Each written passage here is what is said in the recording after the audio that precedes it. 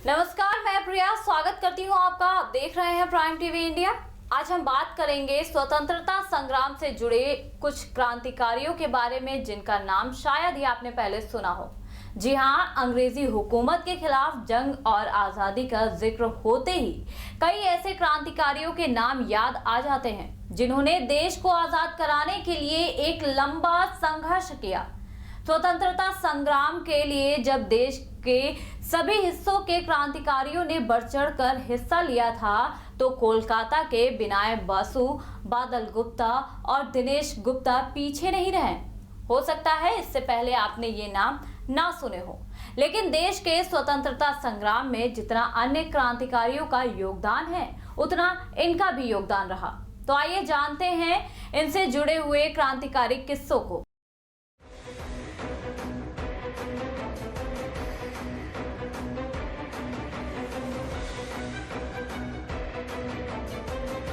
वो तीन थे, ऊर्जा से भरपूर युवा, दिलों में क्रांति की ज्वाला और अपनी भारत माता को आजाद देखने का सपना कैसे भी पूरा करने की ललक। नाम थे बिनॉय बासु, बादल गुप्ता और दिनेश गुप्ता। बंगाल के इतिहास में 8 दिसंबर के दिन इन तीनों को याद किया जाता है। सुभाष चंद्र बोस ने उन दिनों 1928 में एक ग्रुप बनाया था, बंगाल वॉलंटियर्स। तीनों उससे जुड़ गए थे, लेकिन बोस उस दौर में राजनीतिक आजादी पाने की डगर पर थे। लेकिन ये ग्रुप धीरे धीरे क्रांतिकारियों के गुस्से के इजहार का प्लेटफॉर्म बन गया। रोज चर्चा होती थी कि कौन सा ब्रिटिश ऑफिसर भारतीयों के साथ बुरा बर्ताव करता है। उनकी लिस्ट बने और एक एक करके सबको सबक सिखाया जाए। एक कड़ा सबक सिखाना तो बहुत जरूरी था। सबसे बड़ा निशाना बना कर्नल NS सिम्पसन। 8 दिसंबर 1930 का दिन था। तीनों ने यूरोपीय ढंग के कपड़े पहने ताकि पहचाने ना जा सके। सिम्पसन को जरा सा भी अनुमान नहीं था कि कोई यहाँ भी घुसकर उस पर हमला कर सकता है, सो वो सिक्योरिटी को लेकर लापरवाह था। तीनों ने उस पर ताबड़तोड़ गोलियां बरसानी शुरू कर दी। कई और अंग्रेज अधिकारियों को भी गोली लगी, लेकिन वहां से भागना आसान नहीं था। गोलियों की आवाज से भगदड़ मच गई और सिक्योरिटी स्टाफ फौरन हरकत में आया। दोनों तरफ से गोलियां चलने लगी। तीनों ही खुद को गिरफ्तार करवाना नहीं चाहते थे। खुद को गिरता देखकर बादल गुप्ता ने पोटेशियम साइनाइड खा लिया तो बिनॉय बासु और दिनेश गुप्ता ने अपने ही रिवॉल्वर से खुद को शूट कर लिया।